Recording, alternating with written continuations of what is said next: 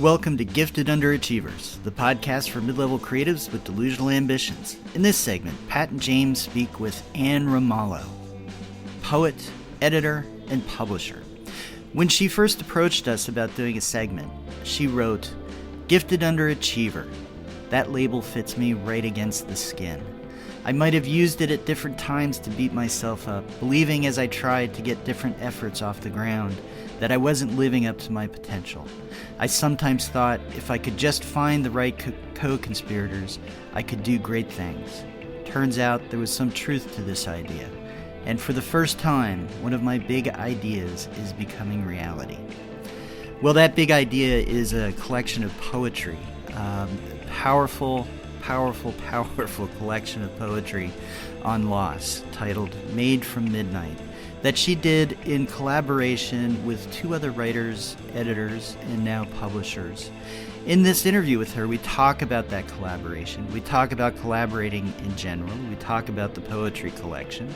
We also get a look at what it's like on the other side of the gate now that Anne is a gatekeeper as a publisher and they're preparing for their next collection, which we'll talk about as well and offer links in our show notes for you.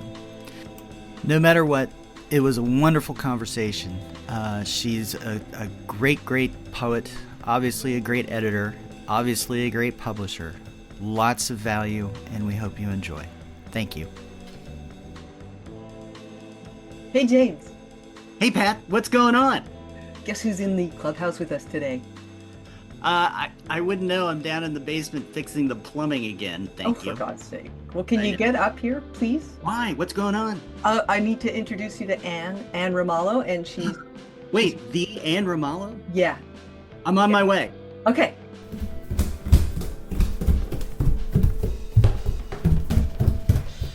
Almost there. I'm getting there.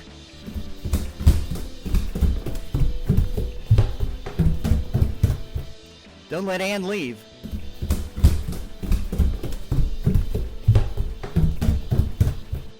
Phew, made it. Welcome, Anne, to the clubhouse. And we're here today to talk about the anthology that just launched. How long ago was that? 2 weeks? Earlier this month, 2 weeks ago. Yeah, about. Early November 2025, and it is called Poets. Wait a minute. It's not called Poets in the Pines. It's by Poets in the Pines. By Poets in the Pines. Oh my. Made from Midnight. Made from Midnight. What a great name. I know. And the cover is gorgeous. Yeah. I love the cover. Yeah. Made from Midnight, a Requiem. And so before we start talking more about that, I just want to, for listeners who are not familiar with Anne, read Anne's bio. Anne Ramallo is a writer, editor, and mom living in Los Angeles. Her poetry and short fiction has been published in literary journals, zines, and anthologies, and awarded in competitions by rizz, the Royal City Literary Arts Society, and Uncharted magazine.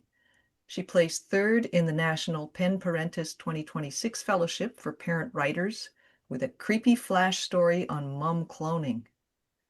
Anne is a co-founder of the micro press and creative collective Poets in the Pines, whose first anthology, Made from Midnight, a Requiem, was released this month. Anne, wonderful to have you. Wonderful to be here with you. I guess you can tell that if I had read your bio properly before we started talking, we would have known you were from Los Angeles. So I think the thing I'm most interested in, well, first I wanted to let listeners know that if you have lost somebody, or if you know somebody who has lost somebody, and I mean somebody has passed on, this is the book you want to read, Made from Midnight, a Requiem. It's a collection of poems that's just so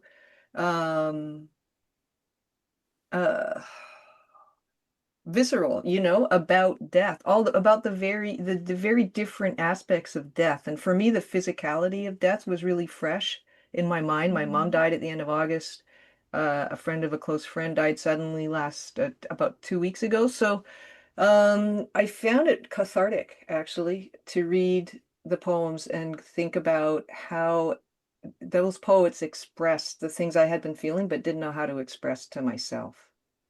Good. That's exactly what we were hoping. I know Oh, a lot of our poetry pulls no punches. yeah. It gets right to the heart of things, and we were hoping not to re-traumatize readers, but I think ultimately it takes a positive turn and looks at what's left behind and what that experience makes of you, the survivor, the reader. Yeah. But Yeah. we went for Yeah. poems that wounded us as Yeah. editors. Mm. That's so Well, great. that's a great way to phrase it. And I think, I don't, it's not that too often, but, when I picked it up, you kind of get used to, almost greeting card Mhm. sort of discussion about death and grieving. You'll get past it, or you'll move on, or it'll be okay, or da da da da. And I agree with Pat. The poems, there's a very raw, visceral nature to them that feels very real and authentic. And like, when losing my mom, she died 6 years ago now. I would have liked to have had something like this to be that open and upfront and Yeah. authentic, as opposed to, a little bit more, I don't know if schmarmy is the right word, but a little softer, a little gentler. I like some of the, Saccharine. We Yeah. yeah, didn't want to be saccharine. We didn't want to even yeah, be too hopeful, like you'll be fine. Yeah. yeah, yeah, There's a lasting emptiness, but it's something that we can honor. Hmm. I yeah. think I've felt like a little bit of a fraud in putting this together because I don't have any huge losses. I've lost two grandparents, and Hmm. yes, that was sad. I don't think it it crippled me for long though. Yeah. Mhm. Yeah. And that's another benefit to working with a team. We have someone on our team who lost her father, another who lost her mother-in-law, and maybe these were more recent losses. But for me, I think I'm a good ally in grief. Mm. I am able to sit with those feelings. I'm comfortable in melancholy. Yeah. So Mhm. I think just being able to hear and witness all of these feelings is something that I brought to the project. That's so great. Well, tell Ah, us about how that project um came to be. I mean, that what you said is poetic and also very interesting because I think there is this tendency in North American culture anyway, and probably others, to kind of avoid the griever, to Yeah, not avoid them necessarily physically, but to say, "How's it going?" and then hope that the answer won't be super long or maudlin. And I don't, so to have somebody like you who's wants to know and can be okay with just having somebody suffering, being with somebody who's suffering, that's something we don't have enough of, and maybe that's what this anthology was doing for me. I mm, was tamping down my own suffering, and my mother was very old when she died, and I honestly, she had a long, fruitful life, and it wasn't a tragedy. It was just the circle of, the normal life cycle. right. It was the best Yeah, possible outcome in the yeah, whole thing, I'm yeah. It sure. wasn't And traumatic, you can and it, comfort yourself with that. yeah, yeah, and Doesn't mean it doesn't hurt. That's right. It doesn't mean that you don't need to kind of process it. And so mm. the poems in this anthology really helped with that. And I'm so curious about, well, where the idea came from and how the collaboration worked. And then you mentioned when we were first talking about having you in the clubhouse, um, that there's in certain ways a collaboration is more productive for you. So maybe we could talk about any of those things. Definitely. I'll first tell you the story of how we came together. It's very random, almost flighty in its randomness, but I started getting deeper into poetry almost a couple of years ago now. I had always played around. I mean, I majored in creative writing. I took poetry workshops. I won poetry contests in middle school, all of Mhm. that. But I'd always played with magnet poems, like the things on the refrigerator where you would arrange the magnets to to say something. Yeah. And I have them in journals for forever. And I always kind of joked, I'm going to make an Instagram account that's just like moody magnet poetry. Yeah. And then one spring break, I did. Yay. I don't know, I was feeling adventurous. And that made me do it more. Like it kept this accountability, like, gotta Mm. feed the machine. Yeah. But Yep. it kind of opened up a tap that had been just dripping in the past few years. And poetry felt like a really approachable way to get back into my own writing because it was something that I could finish in an hour or something Mhm. like that. So I did that. And then I'm part of different Facebook groups or forums. And one of them was Moms Who Write. Great. And I met a woman last summer who was going to a music festival in, I think, New Hampshire. There we go. Yeah, there's the tie-in, local angle. And she wanted to give out poetry to the people who she met. And I supplied some of my poems that I'd written, and that was our first connection. Then earlier in January this year, she reached back out to all of the people who she'd met during that process and just said, I want to make an anthology this year. Who's in? Oh, great. And that is our origin story. I replied, yes, I would like to. I have some experience with anthologies. I made an anthology of my daughter's fourth grade class poetry that Oh, we great. published. And I was on the editorial team for, there's an organization, Right Girl, that I volunteered with before I had kids. Mhm. And then they were my volunteer work.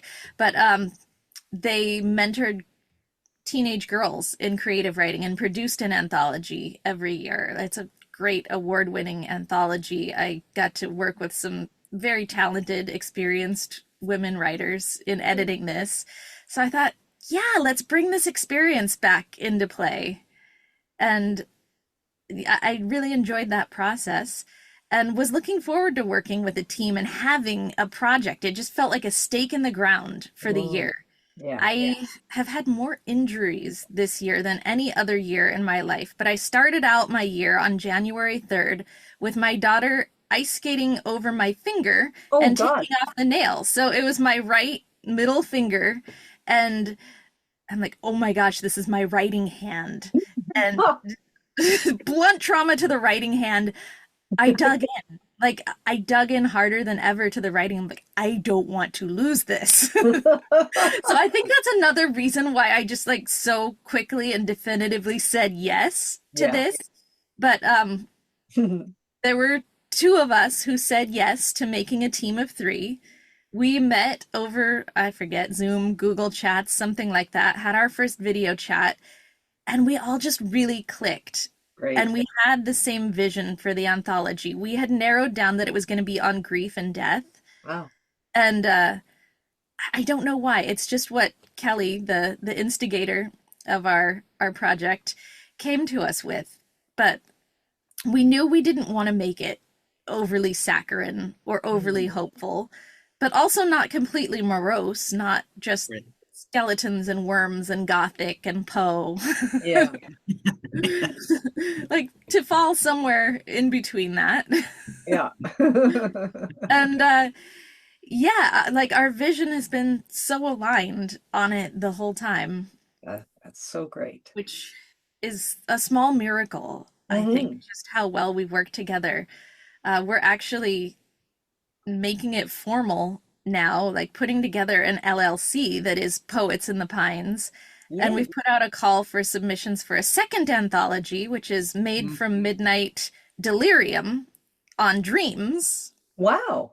So just another permutation of midnight there. Yeah. Yeah, no, And we're just thinking, how do we keep this magic alive? How do we make sure that, you know, we're always this nice to each other, this collaborative, that we keep listening? But I think that's part of just who we are and what made the first anthology a success. Yeah. We've compared like Myers-Briggs types and love languages and Enneagram numbers. Awesome. Why wouldn't you? You know, it's so funny to think of that there's this almost sounds like almost an instant connectivity in not just the purpose of the project, but also in the thread connecting the three of you. And that's a really great thing. And I think it's pretty rare. I don't know. As well, the internet is mostly a force for evil, it seems Mhm. like, but also it enables us to work together. Like you guys are 3,000 miles apart. My editors and I are bi-coastal also. We've got one in upstate New York, one in Pennsylvania, and here's me in Los Angeles. Yeah. And Have you ever met in person? no, we have not. That's so Only interesting. marathon video chats. Yeah, Yeah. that's so great. But it's not necessary. I would still like to meet them in person. Hmm. Mhm. But Yeah, I yeah. need to make a trip to the East Coast now. Yeah, one day, or maybe all three of you attend a writing thing together, like uh I've had that Well, I'm happen. looking at AWP in Baltimore next March. There you go. Nice to have One Yeah. of our editors is due with a new baby in February, though, so Oh, see. About as Yeah. far as getting all of us together. yeah. Yeah. Soft shell crab season in Baltimore sounds pretty good though. Oh, is So that soft shell crab I season? it might be, somebody in Baltimore right now is probably pulling their hair out, going, "No, it's fall." But I think so. But I mean, that's something I've always wanted to do sort of have that would be the Baltimore experience, I think. That and Not a writing AWP. conference. Yeah. Yeah, at a soft shell crab writing conference, Baltimore. There you go. But I'm wondering too, one of the things that you had mentioned is, taking from this collaboration is the sort of the benefits of working collaboratively with others, which is such an unusual thing for, our domain of creativity. I think artists paint on their own a lot, writers work on their own, but here you are in collaboration with others. And you had Right. mentioned something that I thought was really kind of nicely profound, where when you're working on your own, it's easier to avoid or push off a deadline or push something entirely off because it's easier to let yourself down than it is the team that you're working with. And I'm wondering if you could explain that a little bit more. I mean, was this sort of a new realization or recognizing something that was true about yourself? I think it was a new recognition Hmm. Uh, to cover both sides. I okay. think I've always kind of known this. Uh, I mean, my primary job is helping other people. I've got two young kids, and there's a lot of accountability in that. And it's Mhm. easy to let everything else slide. Mm. So to have people who are depending on me for writing is a new factor in the equation. Yeah. Or just Yeah. for creativity, I mean, it's writing, it's editing, it's putting together a story of stories. Yeah. Mhm. Yeah, and it's a lot of work too because I was really impressed by the range of submissions. And Too. you came into this pretty fresh. I mean, you had just formed this group and said we're going to do this anthology on this topic.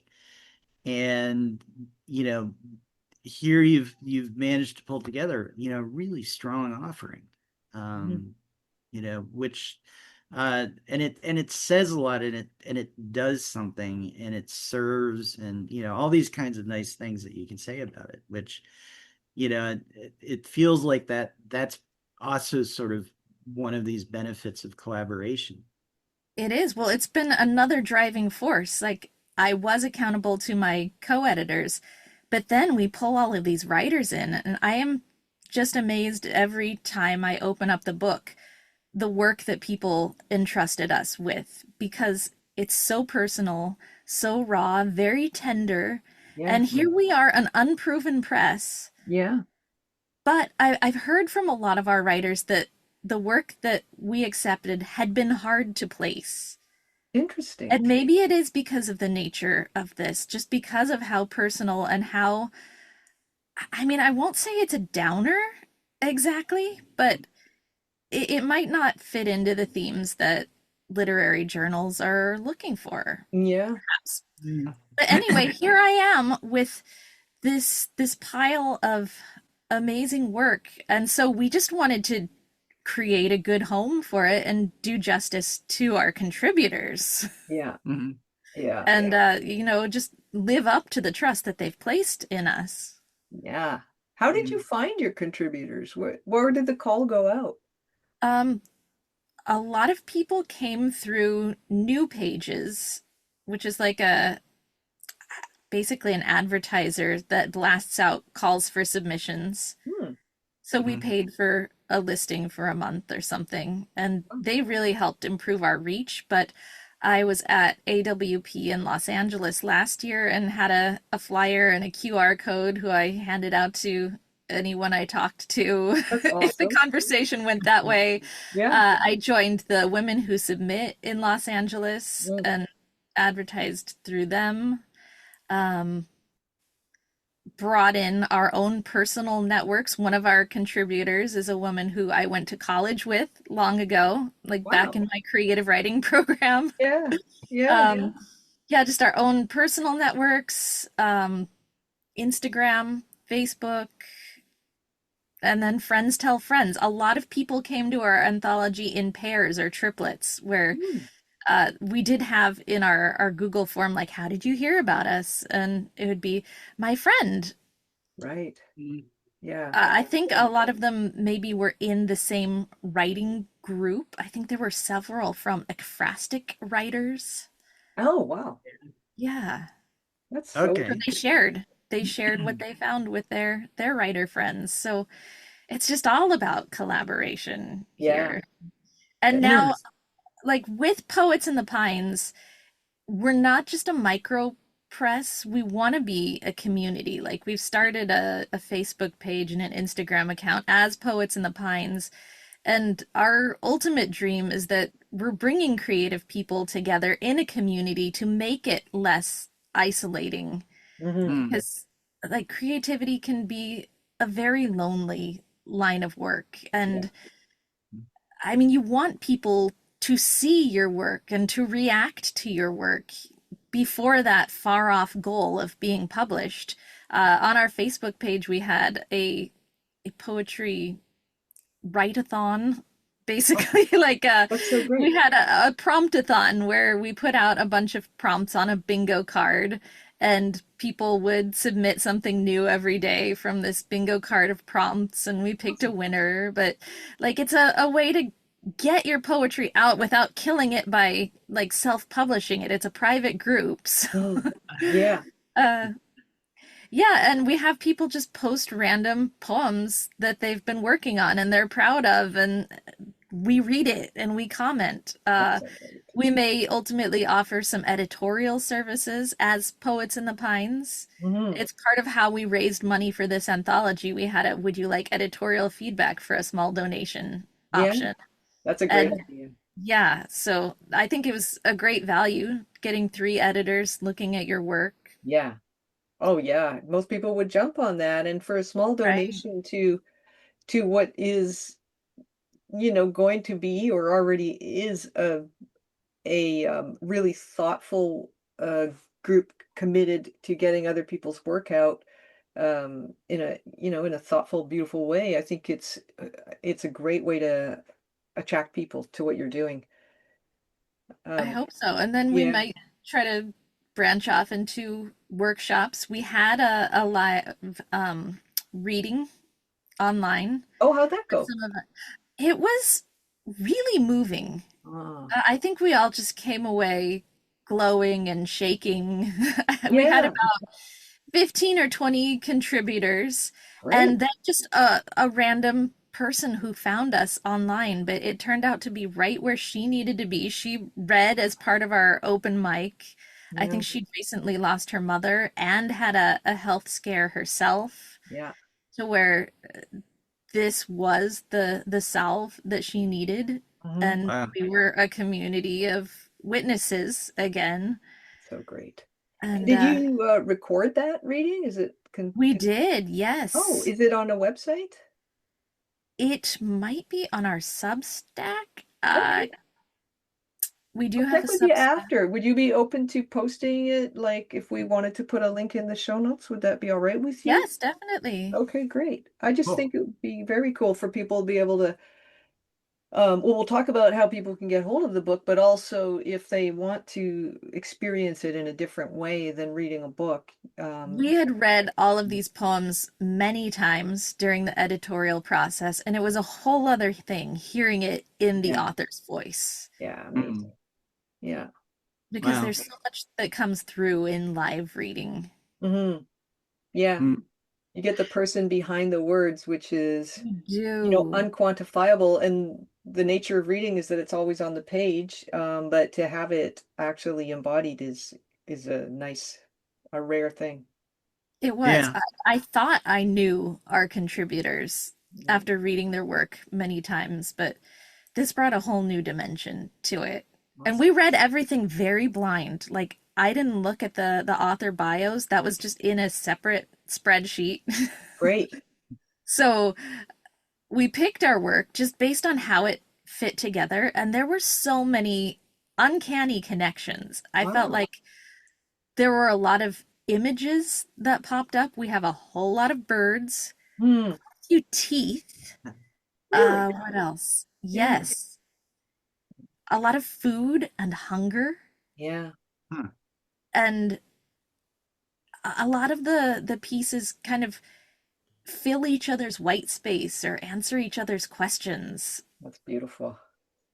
Yeah. So it really became apparent after our 5 hour marathon session where we were narrowing down to our final work because we got, I think it was over 570 submissions. Wow. Yeah, and we have about 120 pieces that are featured. So we were at about one third or so. Like we turned down a lot of really excellent work Hmm. and it Mm. hurt. Yeah. Yeah. It was just, we were making a collection Yeah. and we were Mhm. making an arc. And we all agreed in the end, even though it was hard, that yes, these are the pieces that belong together. Yeah.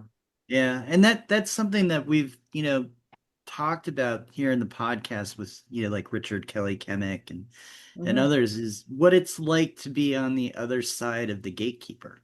Oh, Um, yeah. gatekeeper. I judged a short fiction contest one year, and it really changed my perspective Mm. of being on the other side. Like, I think my top four pieces were definitely like there was a clear top four, but then to arrange them in first, second, and third and leave one out Yeah. was Uh, excruciating. I thought about flipping a coin, but couldn't bring myself to do it that way. But Yeah. just the fine distinctions between all of that, and now we're trying to pick pushcart prize nominees, which is Oh, right. yeah, Yeah. I think we're eligible to do that, and it feels That's great. very legitimate. Like to be able to do that blows my mind. But Yeah. here we are. We're narrowing down which ones have like which ones stand apart from Yeah. their context. Yeah.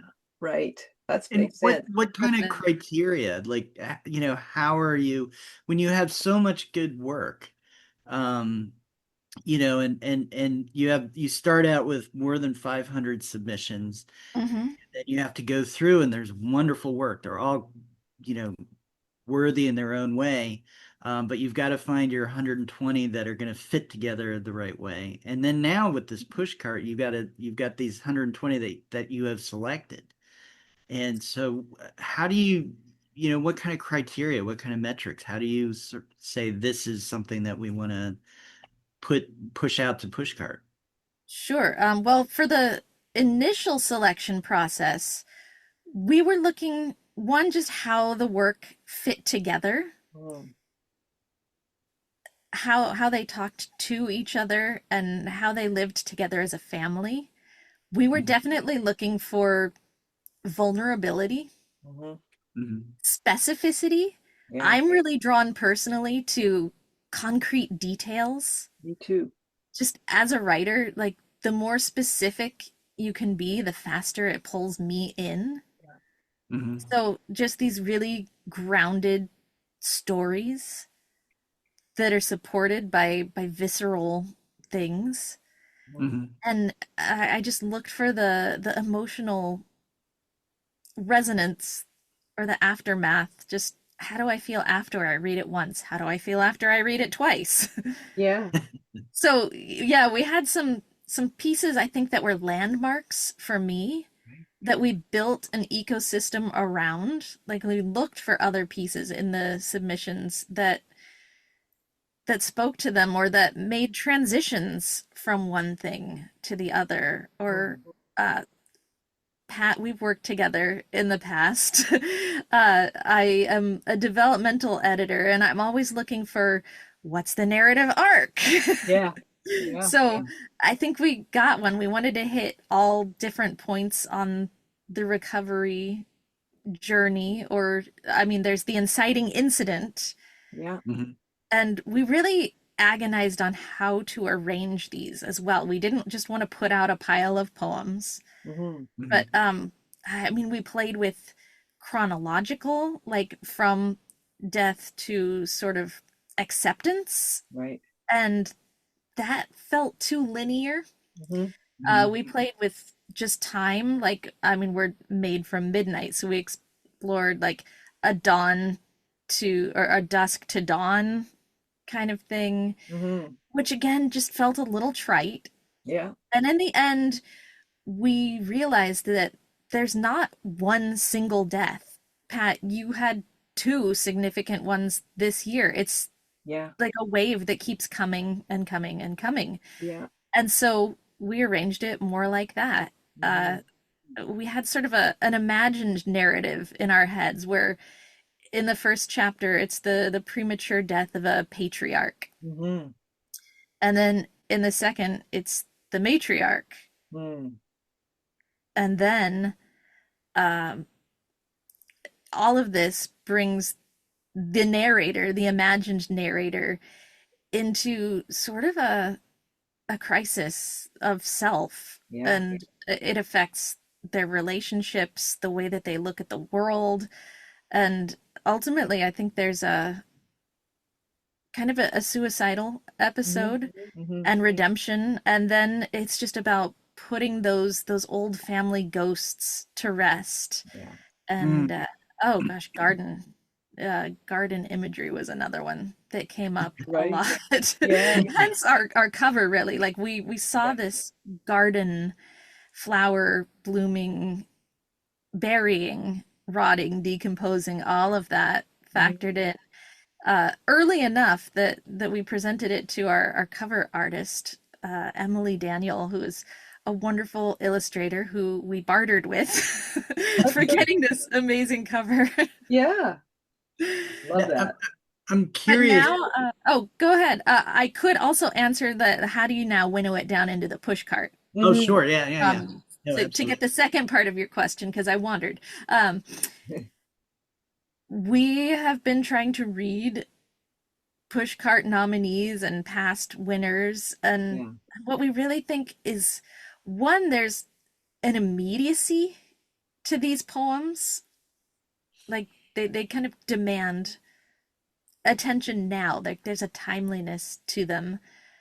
They have their specific individual details and stories, but they bridge out into something really universal. Like they're joining a global conversation. Wow. So that's what we're looking for. Things that are layered. The ones that I'm thinking of now are the ones that I didn't understand on first read. Interesting. You know, they linger and they reveal more with each pass. Yeah. Yeah. Can I ask you, is there a limit to how many you can submit, and is there a fee for submitting? I don't believe there's a fee, but we are limited to 6. Oh, okay. Yeah. So that's a big decision. That's like 5% of the entire anthology is. Yeah, I read this blog entry as we're realizing we are technically eligible to nominate as a press. Yeah. Uh, just what does it mean to get a nomination? And there was this one, I think they were responding to a naysayer blog, like, oh my gosh, please don't put pushcart nominee on your resume, please. What? Just like very jaded. Yeah. And, I mean, it's hard enough to get published, No kidding. period. Like my rate Yeah. submission to acceptance is pretty slim, and then to be singled out as the best of that, Yeah.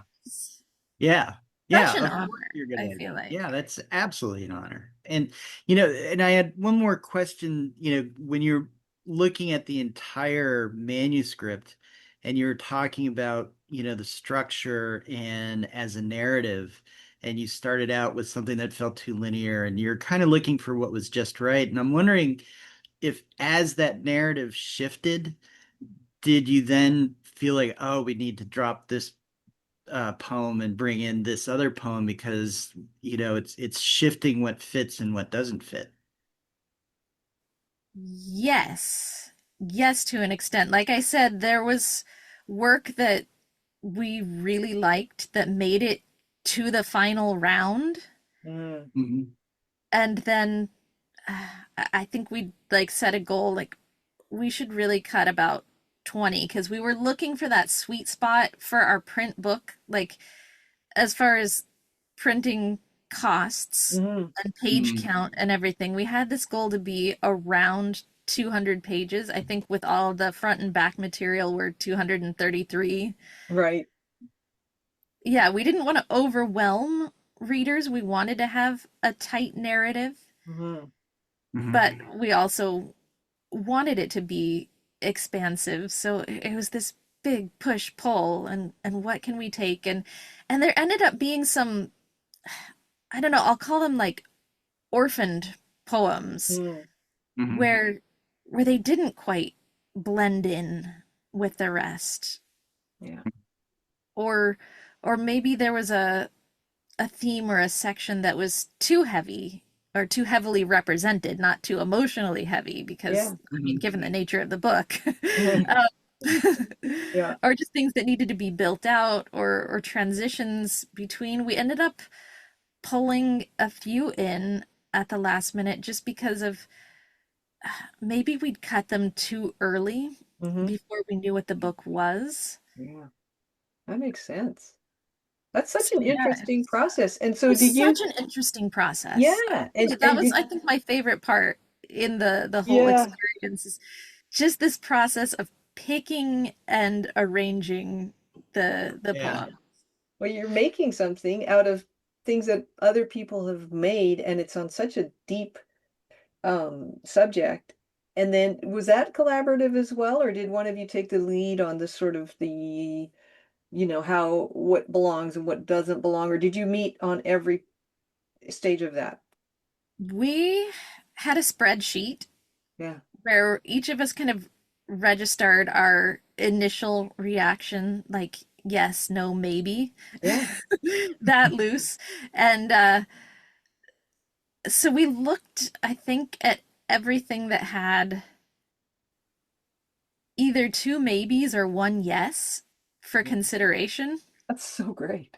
I swear, we had a 5 hour, maybe six, marathon video chat. I was out in my garage workshop and didn't want to interrupt myself and go in and make lunch. I had a frozen pizza in the refrigerator there that I put in the oven, and then I just started eating it without going in for a pizza cutter. I like picked it up.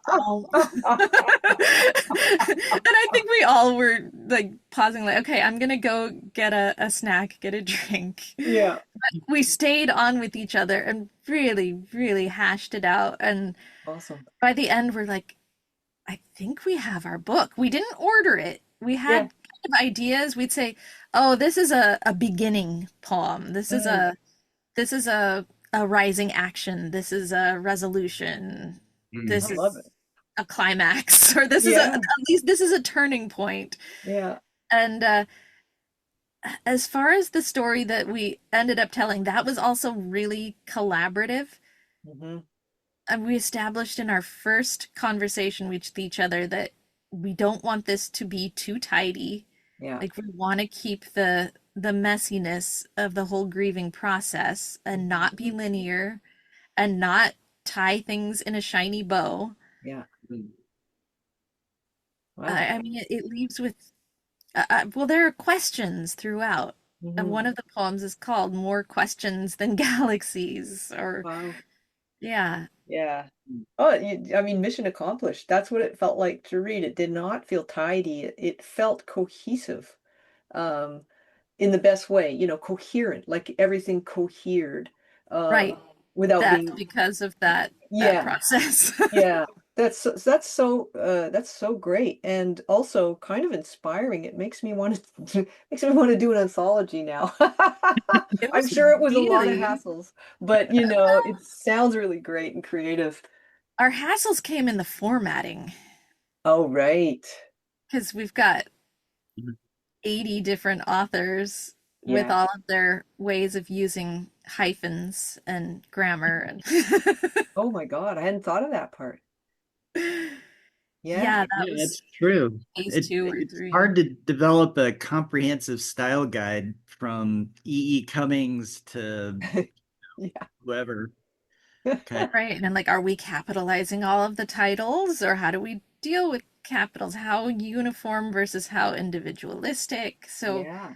we did have to, and then there was a time when I was in Word and turned on all the show characters Oh, and was going through deleting spaces or just weird formatting things so that it would transfer better into the Kindle interface, which is notorious for just not looking right yeah. and requiring a lot of drafts. Or some of the pieces had very unique formatting Yeah. as poems. Yeah, I mean, some were written in columns that you could read across Yeah. or down and into, like, it was multi-directional, multi-dimensional. We wanted to preserve that experience Yeah. even on a of phone as much as possible. So yeah, there was just a lot of care going into preserving the poet's intentions. Hmm. uh And I think we did end up going with Chicago Manual of Style, so we Yeah. changed some of the Britishisms Yeah. to their American counterparts because Yeah. we had authors from all over the world. So right. great. Yeah, And Australia, Britain, Portugal, Turkey, uh, Yeah. Wonderful. Africa. I was curious too to kind of get back to the collaboration piece of it. In your bio on your website, you talk about having been a journalist and a newspaper editor. And I was a journalist for a long time, Hmm. and it's an interesting experience. I call it like a writer's boot camp because you have to produce the Yes, newspaper every single day. You that can't was say, "Oh, I terrifying. didn't feel right." Yeah, yeah, and it can be terrifying, and you're writing really quick, and so you have to find ways to not be sloppy and all that kind of stuff. But But also not be precious. Mm. right, right. And I'm just curious, for me, it taught me a lot of those kinds of skills. I'm wondering how that experience feeds into your now sort of waking up to the sort of the power of collaborative projects. I think the collaborative projects bring that structure back. Hmm. I'm also in a writer's accountability group right now through Ah, Pen Parentis, and we have weekly meetings. Like we'll set goals Yeah. and then check in on if we meet our goals. And that, like, we're not workshopping each other's writing or anything. It's really just that accountability is probably the first half hour, 45 minutes of our hour, and then mhm. 20 or so minutes to talk about a writing topic. But that too, like I'll say, I want to make sure that I touch my work at least 3 days this week. Yeah. It's maybe one of my more popular goals. Or one week I really went for 5, and I got there. Yeah. because now I have to report to someone. And it's been great for between anthologies. We're sort of in our latent period right now as we wait for people to submit the second, and we're doing what we can to market and sell the first now. Mhm. But in the actual creation, and we're also talking about, we haven't read a lot of each other's work besides what we submitted to the anthology, my co-editors and I. Mhm. And uh, one of them has written a modern romance. One of them has a poetry book that she's hoping to release. I have a poetry chapbook that I'm working on, and just a lot of other things that I'm submitting to journals. And maybe I'll get my act together and write a book someday, but that's a whole other level of discipline and digging in. Yeah. Yeah. Yeah. Yeah. Yeah. Yeah. So we're talking about, well, send me that book that you want to publish, and we can do a workshop for each other. We That's can, Yeah. great. That's yeah, so in good. this in between, because uh, this time we're not going to look at our submissions really until they're all in. Mhm. Uh-huh. That makes sense. Yeah. It makes a lot more sense. The first time we had an expedited submission process where if somebody made a donation, we could give them a yes or no answer early. Yeah. Mhm. And I think that locked us in to a direction before we saw the whole picture Yeah. Mm. That makes sense. sometimes. And we actually had one of the early admission people withdraw their story, and it was probably something that was meant to be because we'd been struggling to work it in. It was a Mhm. beautiful story, and it's kind of about the death of a family line, Wow. about someone who had chosen very deliberately not to have children, and then the fractures that that caused Yeah. in their family, um, which is a really interesting permutation. Yeah. But it was the only one on that topic, and it was almost tangential. Yeah. And again, Yeah. I think if we'd waited to the end, that would have been the ones that hurt to cut. Mhm. Probably would have ended up cutting it, and then it was withdrawn, That's so or great.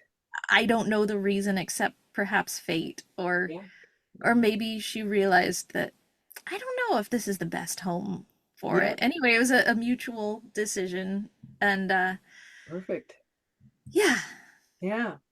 So I'm curious now, we have the advanced reader copy, which for listeners who aren't familiar with publishing, that's not the copy that is sold in stores or online. It's just it's a preview. It's very close to what the final one would be, I if think it not, is the final it is version.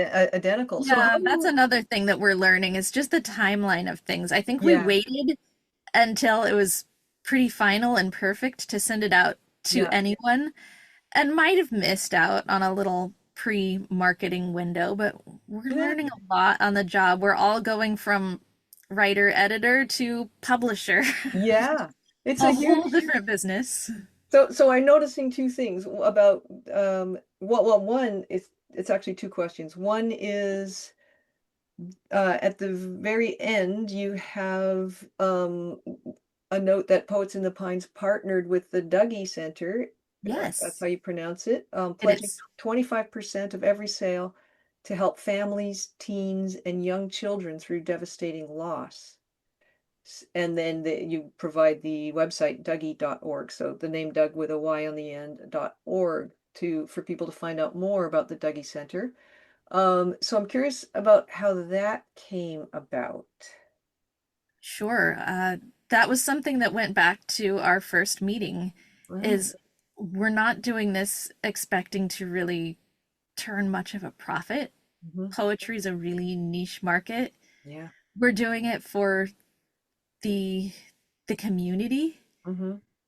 for the experience, and so we decided in the beginning we want to make a difference in the real world. We're exploring grief very theoretically, artistically in the book, Yeah. and probably our contributors are a little further along in the process. So we want to pay that forward and make a difference in the lives of people who are in the thick of it. I think all of our books going forward, we want to pick a charity that's related to the topic of the book. Mm-hmm. Just an acknowledgement that we're dealing with real issues that are affecting people in real time, Mm-hmm. and we want to be a part of the change there. Yeah. So we just did some research online about charities that deal in grief, Mm. and the Dougie Center was one that floated to the top. Their mission just seems to be really hands-on, and they have room for artistic expression in their implementation. They just had a whole big luncheon, and they had a guest speaker who was Cheryl Strayed. Oh yeah. Yeah, and she was talking about expressing grief creatively in art. I think they had an artist who donated a grief-inspired image to be the header of Mm. this. So, and then they have a podcast as well where they talk to different people, and I think creativity features into it a lot. Great. So that just seemed like really good brand alignment, Yeah, and for I sure. really hope we're able to make a contribution that makes a difference for them. Yeah. But if not, I mean, even I think getting the word out to Yeah. a different audience and expanding their reach is hopefully a good thing in the world. Absolutely. I would never have heard of them, and now I have. And so it's in the book, and it'll be probably in your other, your website, your publishing website, Mhm. so on, as a partner or as a recipient of some funds. So, that's the amount of money that you can donate to the Dougie Project is less important than the fact that you're telling all these new people about the Dougie Project who wouldn't have I heard hope of so. it. And Yeah. it's probably the people who most need to go online and look up those resources. Yeah. It's kind of providing a safety net for people who need a little help after reading our book. Yeah. So that's my next question, because I want to give your book to a friend and I want to buy one for Oh. myself. And can you talk a little bit about where it's available? I'm in Canada, so sometimes if it's not available through the Antichrist, aka I'll have trouble It getting hold of is stuff. available through the Antichrist, but we have a lot of alternative paths. We really just all dreamed of being able to walk into our local bookstore and find Right. a copy. Yeah. So I could So order it. we published it through Ingram Spark, Yeah. which Great. means that any bookstore can order it with their wholesale process. Awesome. But also, readers can find it on Ingram Spark. It's also pushed out to bookshop.org. Hmm. So that lets small independent bookstores take a cut of the sales. You have your account and you specify the the small indie bookstore that you would like to purchase it through. Great. But I think that feeds also from Ingram Spark.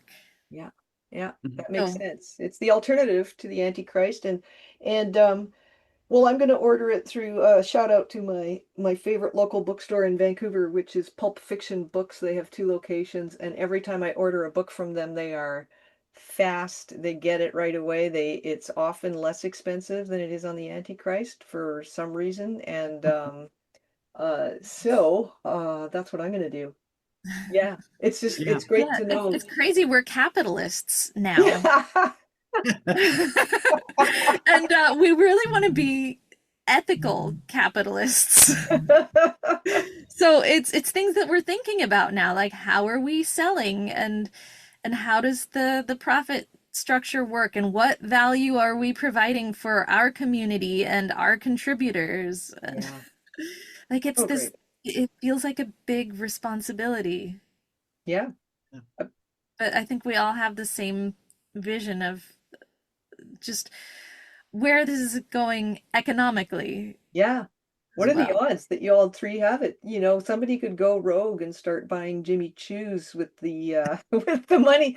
It is placing a lot of trust in each other, but we've been really we got a lot of Google Sheets where we're logging things. Like we're committed to being transparent and like, oh, you sent this book out to uh to a reader, put it on the expense sheet. Like Yeah, that's not your expense to carry.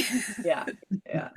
Oh, great. Oh, that's, I mean, that's just so amazing that you've been able to um, find each other and connect and put out this really beautiful book of poetry that does fill a need. I haven't seen a book like that, and Mhm.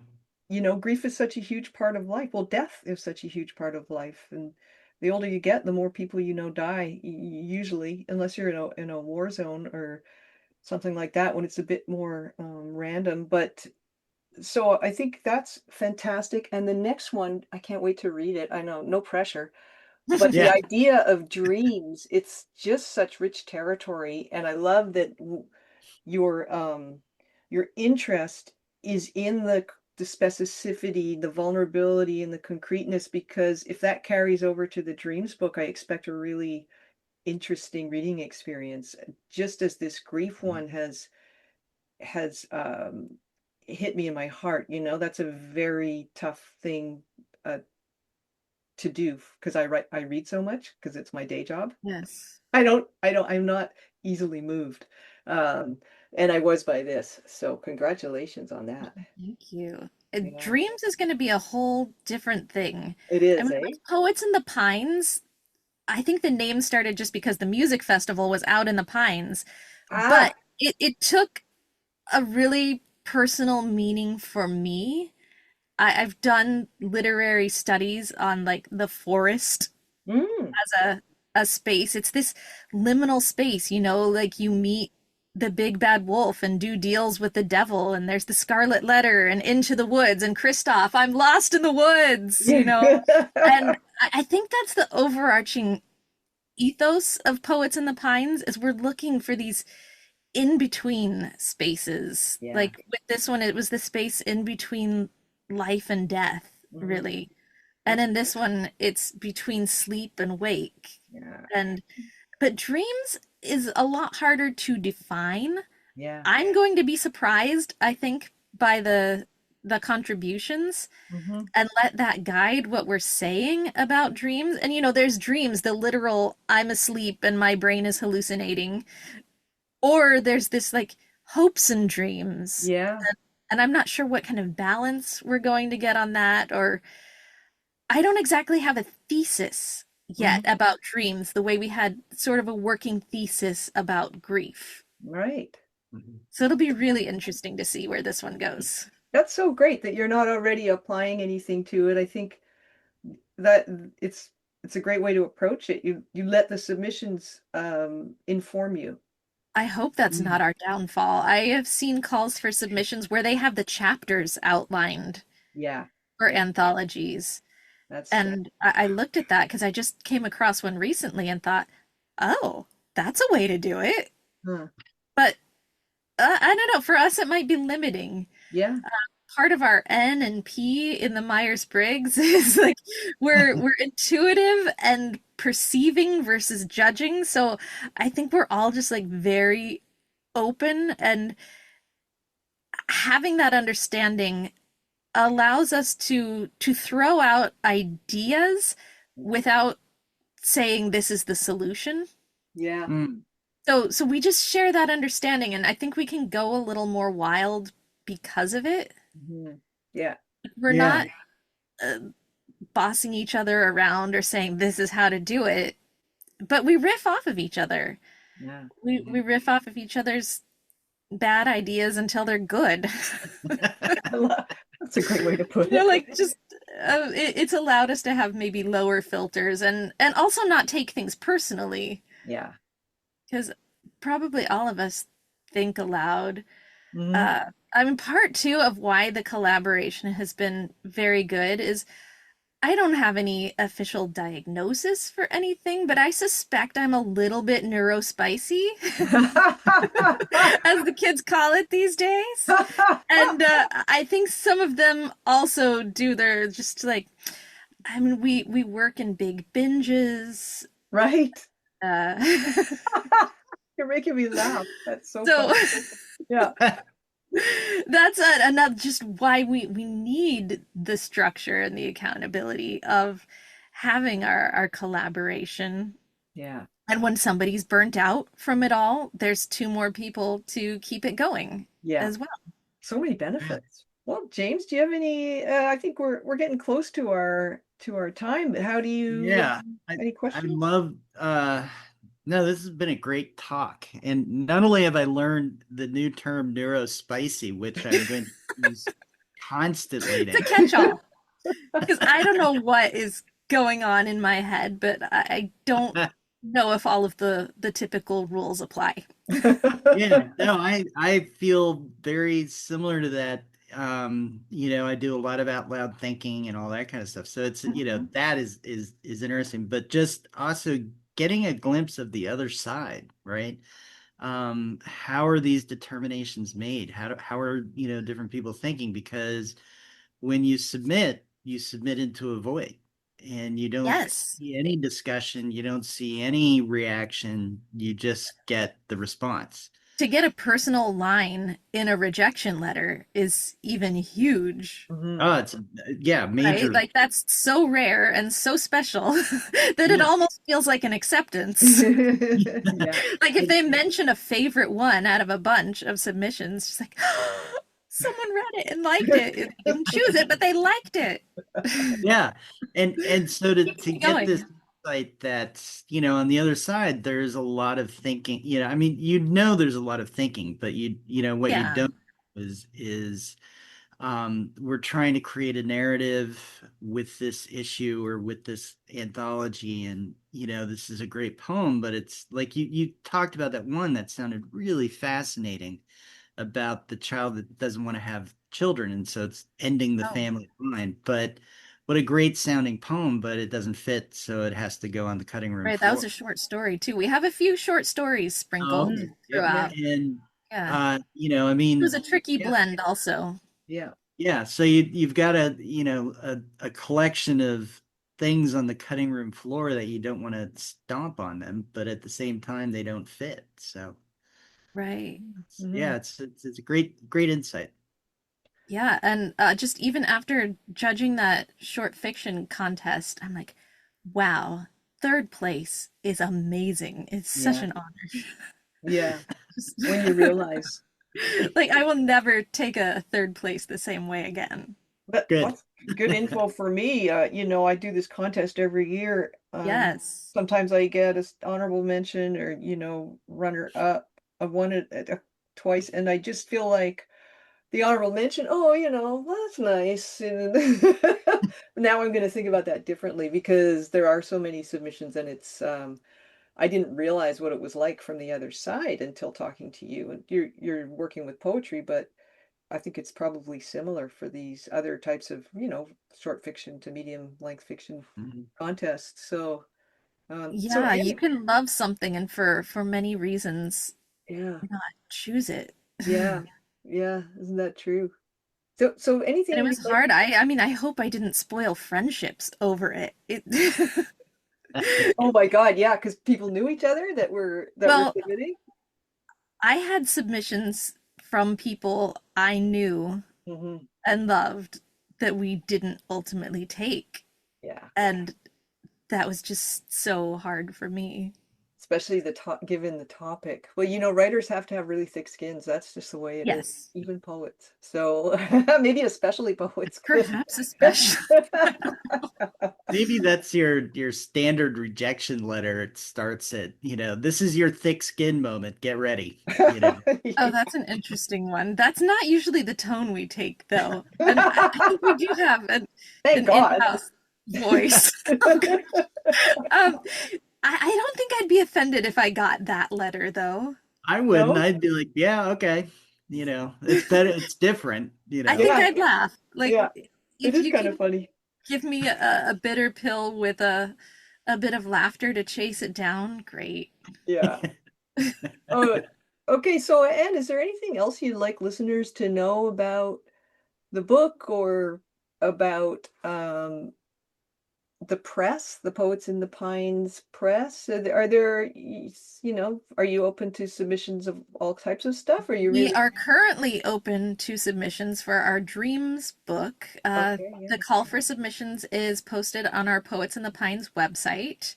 Okay. And we're taking, I think it's up to 5 poems or flash prose. So that's 1,000 words or Great. less. Okay, Mhm. that's great to know. Yeah. And Yeah. the topic again, just for lazy listeners, Dreams. dreams. I love Yes. it. Or non-linear, non-lucid thoughts. Ah, even better. That subscribe. Yeah, that's me right there. So It could be the lack of sleep and dreams, that insomnia that cracks your brain open. Yeah. Oof. That's a good one. Okay, well that's Yeah, no, great. I kind of started to hallucinate in moments of insomnia back in the early days of motherhood. yeah, Yeah. I have a Yeah. short story about that I'm working on too. Awesome. Yeah. Or that creepy one on mom cloning that kind of goes in the same vein. That sounds like a good story. I'd like to read it. Anybody who's got kids, and all three of us do, who are on this call right now, knows what it's like to be at the basically at the limit of your physical and emotional and mental and energetic capabilities, and still have to produce and perform and show up and be accountable. Yes, I think I one time just pulled over and threw up in someone's yard walking my daughter into school. Wow. Like, oh wait, hang on. Yeah. Just like, you gotta show up. Yeah. There's no other alternative. Yeah. And you're sitting there with is it a dislocated shoulder, did you say? Yes. God, that I must hurt like hell. it did before I got it put back into place. Now it just hurts when I move, not when I exist. Yeah. So, yeah, it happened about 5 days ago now. I tripped getting off a roller coaster, ah, which is both the coolest and worst story. You have such an exciting life, Anne. Well, thank you for coming, even though you're in pain, and I'm for being so interesting and fun to talk with. So, You are too. yeah, appreciate it. yeah. Thank you. Yeah, long-time listener, first-time guest. That's so great. Great. Oh, nice. Wonderful. Thanks for listening to Gifted Underachievers, the podcast for mid-level creatives with delusional ambitions. And thanks to Anne for agreeing to be in this segment and episode. We really appreciate it. We had a wonderful time speaking with her, and we look forward to hearing from her again, especially how the next book is coming along. We'll also provide links to everything that is Anne Ramallo in the show notes, including where to go to submit your writing for the next collection, and as well as her editing website and a few other odds and ends. So please check them out, follow the links, and enjoy. And we'd love to hear how we're doing. So please leave a comment, join our chat page, or send us an email at giftedunderachievers@substack.com. We're available on Spotify, iTunes, and anywhere else you like to get your podcasts. And please hit the share and or subscribe button. It really, really does help us out. Thank you for that. So, everyone, have an awesome day.